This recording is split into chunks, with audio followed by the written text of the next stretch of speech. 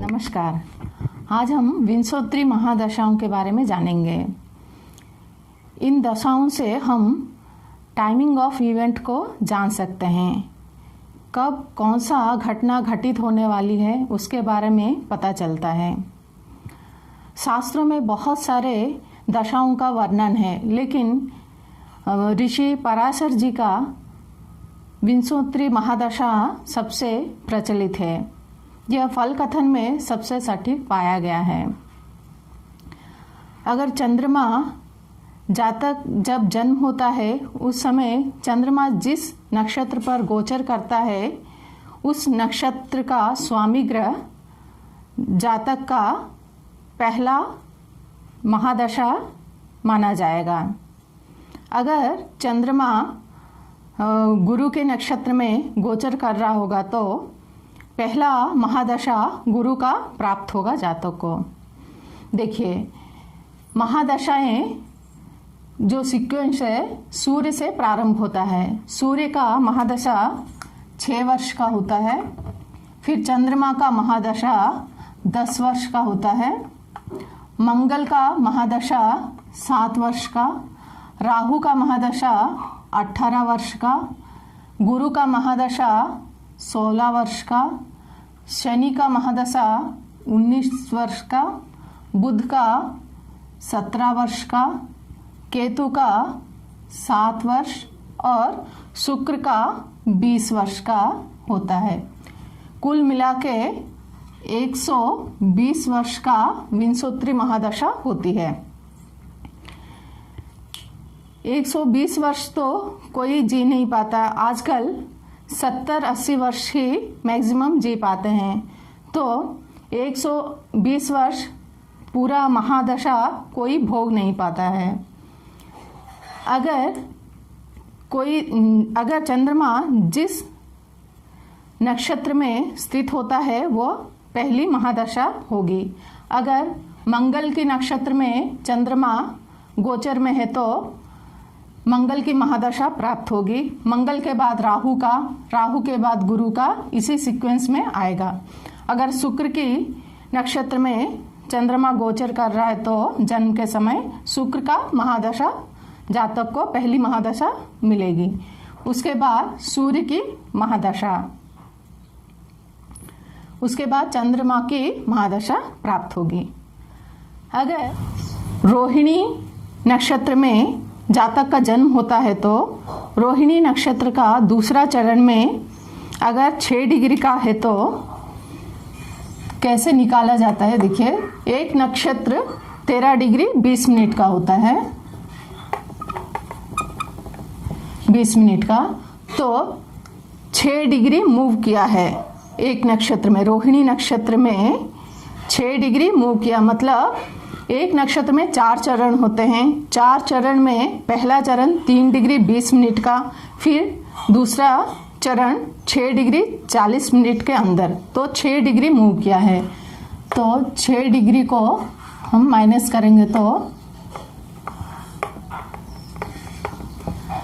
7 degree 20 minute और चंद्रमा को भोगना था। तो इसे मिनट्स में परिवर्तन करेंगे। 13 डिग्री 20 मिनट को मिनट्स में कन्वर्ट करेंगे तो 1 डिग्री का मान होता है 60 मिनट्स। 13 डिग्री 20 मिनट 800 मिनट्स होता है। तो 7 डिग्री को हम 60 मिनट्स में मल्टीप्लाई करेंगे तो 420 प्लस 20 मिनट्स ऐड करेंगे, 440 मिनट्स होगा। 800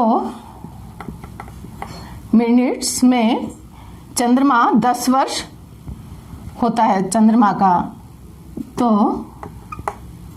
10 वर्ष, तो 440 में 440 मिनट्स में 10 वर्ष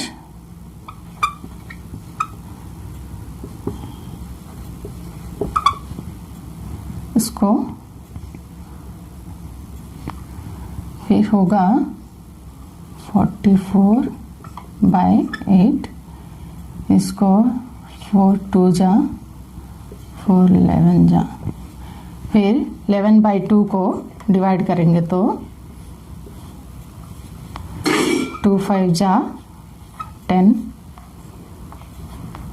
फिर पॉइंट डालेंगे।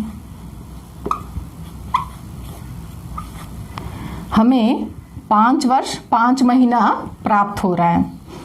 10 वर्ष में जातक को 5 वर्ष 5 महीना पहला दशा का प्राप्त होता है। उसके बाद मंगल की महादशा आरंभ होगा, वह पूरा महादशा प्राप्त होता है। उसके बाद से 7 वर्ष, उसके बाद 18 वर्ष, उसके बाद 16 वर्ष, इसी तरह कोई सा भी इसी तरह निकाला जाता है। मैंने आपको जानकारी के लिए ऐसे बताया है, लेकिन आजकल तो सॉफ्टवेयर में उपलब्ध हो जाता है, सेकंड्स और मिनट्स के सहित एक्यूरेट निकल जाता है। इस तरह हमें देखना रहता है। इसको और भी डीपली देखने के लिए, टाइमिंग ऑफ इवेंट को प्राप्त करने के लिए महादशाओं में अंतरदशाएं आती है। अंतरदशाओं में प्रत्यंतर दशा, प्रत्यंतर दशाओं में फिर सूक्ष्म दशाएं, सूक्ष्म दशाओं में फिर प्राण दशाएं होती है। इन 9 ग्रहों की दशाएं आती है। पहला महादशा इन वर्षों का होता है, फिर अंतरदशाएं 1.5 वर्ष या 1 साल 2 साल का होता है। फिर उसके बाद आता है प्रत्यंतर दशा, कुछ महीनों का होता है। प्रत्यंतर दशा के बाद आता है सूक्ष्म दशाएं, कुछ महीनों का। फिर उसके बाद आता है प्राण दशाएं, कुछ घंटों का होता है। एक दशा में सभी 9 ग्रहों का इन दशाएं चलती रहती है। इस तरह डीपली चेक करके कोई सा भी कंक्लूजन में निकाला जाता है। और भी बहुत सारे हैं फैक्टर्स। D9 भी देखा जाता है, बाकी वर्ग चार्ट्स भी देखा जाता है, और तारा बल भी देखा जाता है। इस तरह आगे हम और भी जानकारी प्राप्त करेंगे। आज यहीं तक ही, धन्यवाद।